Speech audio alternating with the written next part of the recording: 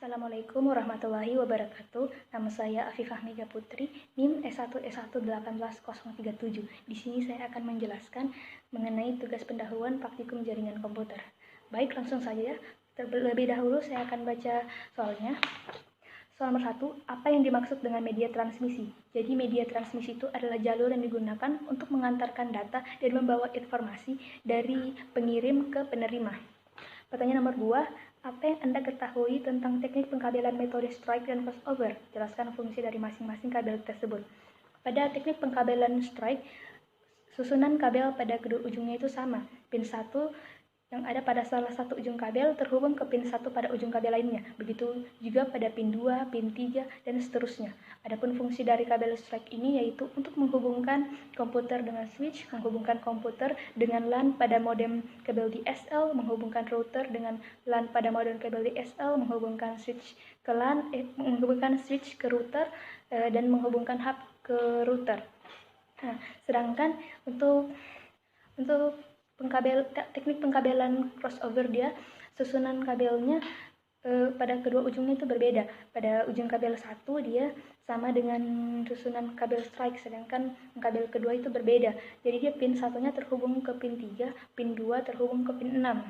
Adapun fungsi dari kabel crossover ini dia untuk menghubungkan dua buah komputer secara langsung, menghubungkan dua buah switch, menghubungkan dua buah hub, dan menghubungkan switch hub dan menghubungkan komputer dengan router.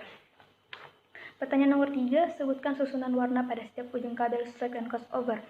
Susunan warna pada kedua ujung kabel strike itu sama, yaitu putih orange, putih hijau biru, putih biru hijau, putih coklat, dan coklat. Sedangkan kepada kedua ujung kabel crossover itu berbeda. Pada ujung kabel 1 itu dia sama dengan kabel strike warnanya, sedangkan kalau untuk pada ujung kabel kedua dia urutannya putih hijau hijau, putih orange biru, putih biru orange, putih coklat coklat.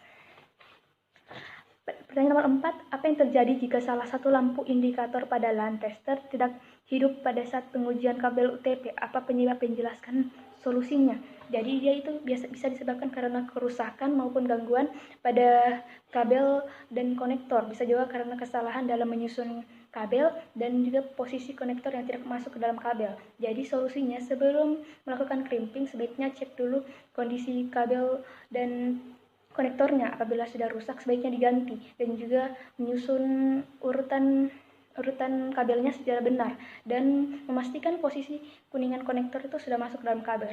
Nah, setelah itu kita bisa langsung mengkrimpingnya dan secara bagus, dan kabel pasti akan bekerja secara optimal. Pertanyaan terakhir, apabila ujung A dan B tidak mengikuti urutan warna kabel strike, namun memiliki urutan susunan warna yang sama, apakah kabel itu masih dikatakan kabel strike dan fungsinya masih sama? Jadi jawabannya itu tidak bisa dikatakan lagi sebagai kabel strike dan fungsinya tidak sama, karena setiap kabel berfungsi mentransmisikan sinyal dan data yang bekerja secara spesifik, sehingga kabel tersebut tidak dapat bekerja apabila disusun tidak sesuai dengan urutannya. Baik, sekian dari penjelasan saya. Assalamualaikum warahmatullahi wabarakatuh.